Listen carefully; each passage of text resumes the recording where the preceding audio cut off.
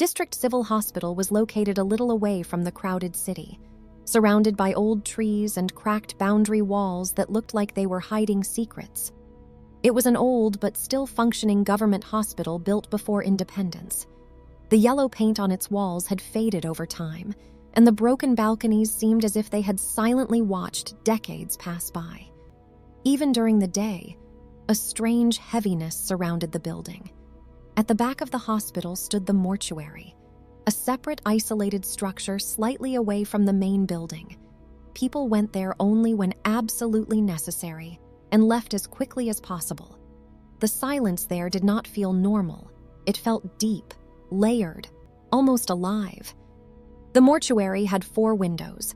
3 were ordinary and opened daily, but the 4th window was always kept closed, no matter what.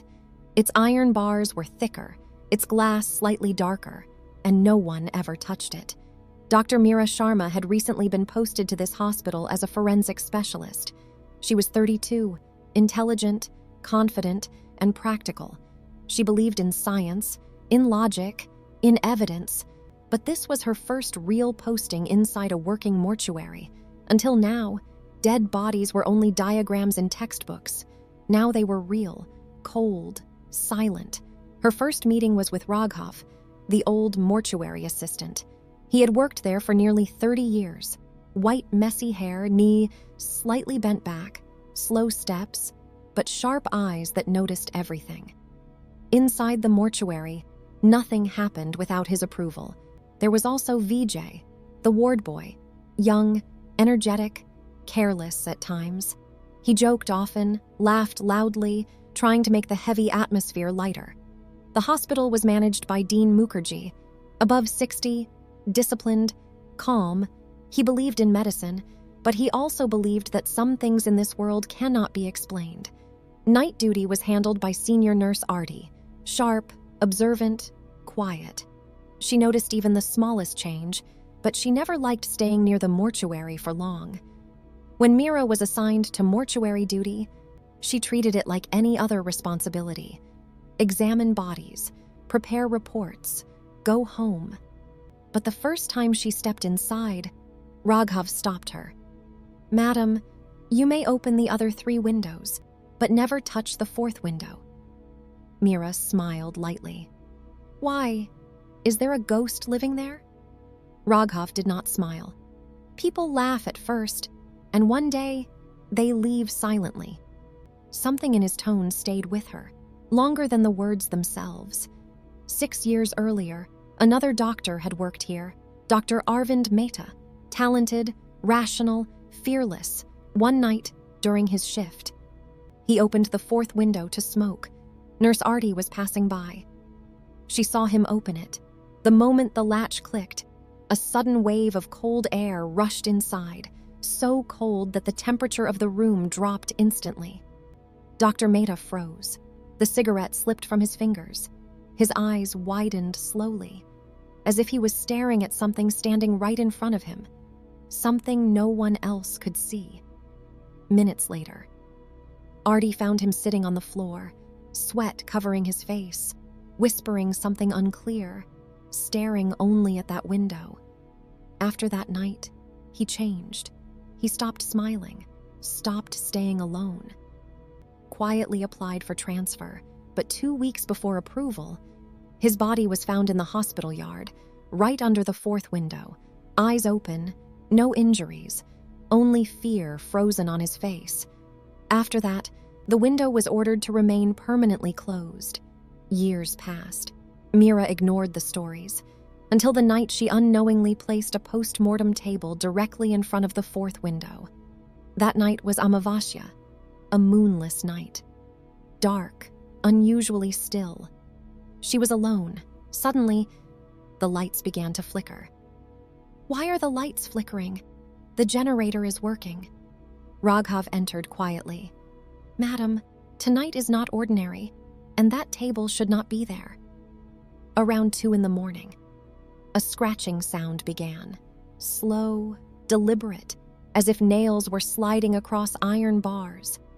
Meera turned slowly. The iron bars of the 4th window were bending slightly inward, very slowly. as if invisible pressure was pushing them. "Who is there?" She stepped closer. Beyond the glass, thick fog. Inside that fog, a faint yellow light, moving slightly. Cold air rushed into the room. The white sheet covering the dead body lifted gently, then settled again. Her heartbeat grew louder in her ears. That night, she did not sleep. Her eyes remained fixed on that window until morning. The next day, she questioned Raghav. "Tell me the truth." He looked at her for a long moment. "Some windows are not just windows. Madam, they are doors." Later, Dean Mukherjee told her about Nisha. Assaulted, murdered, face destroyed beyond recognition. No final rites performed. Her body was placed under that same fourth window. The next day, the lady doctor on duty disappeared. Only blood-stained slippers were found. No body, no explanation. Meera felt a chill run down her spine. Days later, Vijay tried cleaning near the window. The moment he touched the iron grill, he screamed loudly. At 2:45 a.m., his scream echoed through the corridor. When Artie rushed in, he was lying on the floor, eyes wide open, mouth frozen in terror. For one brief second, Artie saw a woman in a red sari standing near the window, her face hidden in fog. And then, nothing. Meera decided to end it. On the next Amavasya, a ritual was arranged. Mantras filled the room, ash drawn in circles. The air felt heavy, thick. At exactly 3 a.m., the chains of the window began to shake violently. The camera screen went black, and a whisper filled the room. "Give me justice." A shadow formed slowly in the fog. Burnt skin, broken face, sorrow beyond words. "I was left incomplete." Meera's voice trembled. "I promise.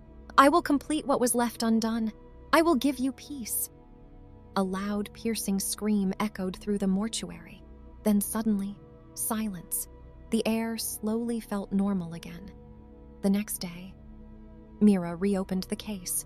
DNA confirmed the identity. The family was located. Tears filled their eyes when they heard the truth. 1 week later, with full rituals, Nisha's last rites were performed near River Ganga. That same night, without wind, without anyone touching it. The fourth window closed tightly on its own.